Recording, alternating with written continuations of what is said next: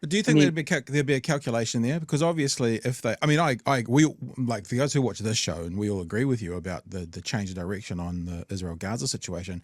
Do you think they're going? How many would we lose versus how many would we gain? Is this just a calculation game, or is yeah, this their I pure do. politics and where they sit?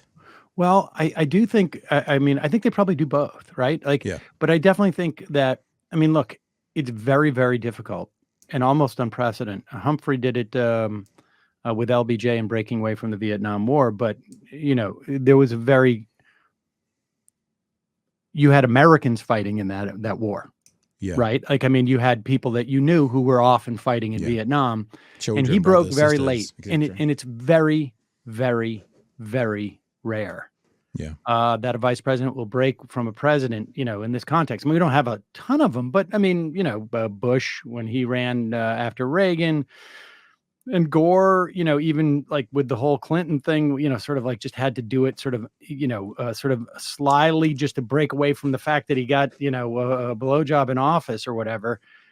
I think it's very difficult for her to do. I think it's very difficult for her to do based upon Biden stepping aside.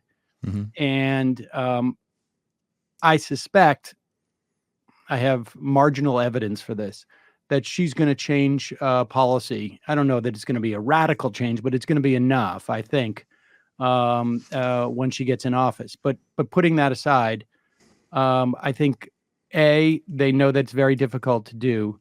B, um, I think they probably think it's a break even, proposition. right.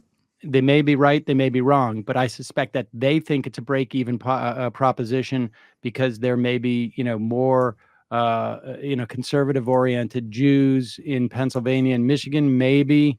But I do think what they probably are afraid of is not so much the trade-off in votes if they were to, come out with something that was a little bit more forceful.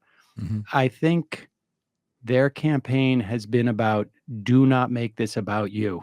Make it about Trump. And as soon as like the story is she's breaking from Biden, in a significant way. I mean, let's look how she's actually like, how's your administration going to be different than Biden's? And it's been such like sort of, pablum. And she doesn't want to say that she's not her own person, but she also doesn't want to say like, he didn't, he did something wrong or something. So it's all been sort of like, I think had she broken from Biden, it would have been a major bone that the media would have gnawed on over and over and over again.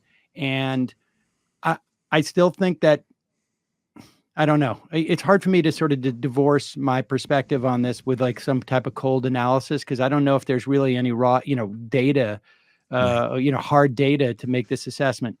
I think that she could have weathered that, and I think it would have maintained a certain like enthusiasm. And I think there was a lot more room for Biden. Although I think he's just, he's given over his foreign policy to some real, hardcore neocons.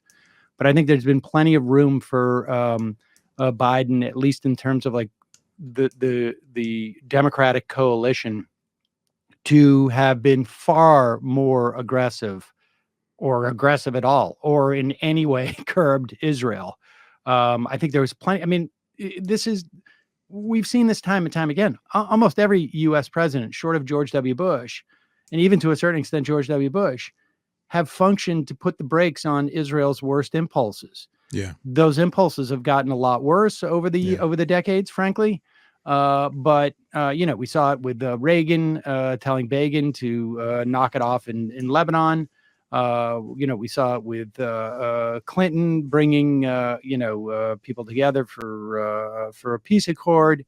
George W. Bush basically made a deal with Israel, like, chill out when we go to war with Iraq, have patience, but then turned around and basically said, we'll support your unilateral leaving from Gaza. I mean, I think Barack Obama, from my perspective, he didn't do much in terms of engaging with that region, but he was the most sort of like, he created the most friction between Israel and the United States. And his number one national security guy also, not coincidentally, is Kamala Harris's number one national security guy. And so that's where I have like some encouragement that she's going to do this after the election. But I think they made a political calculation beforehand that it would be too costly. I don't know if I agree with that. Um, well, I don't agree with it, but I don't know how, frankly, how sensible my assessment is, because I think it's really colored by how horrible the U.S. policy is.